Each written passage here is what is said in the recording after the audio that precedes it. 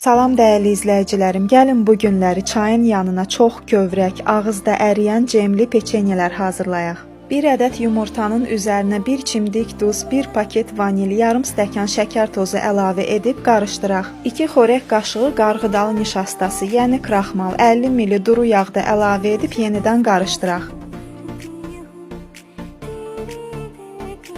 2 xörək qaşığı qatıq da əlavə edək.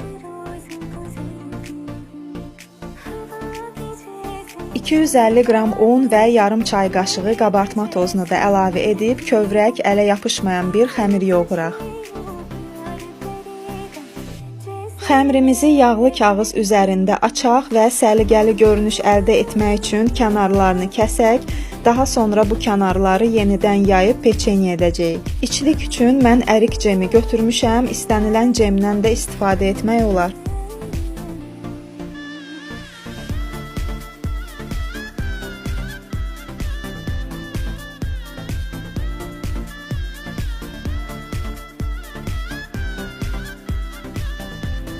Əvvəlcədən isidilmiş 180 dərəcəli sobada 20 dəqiqəyə bişirək.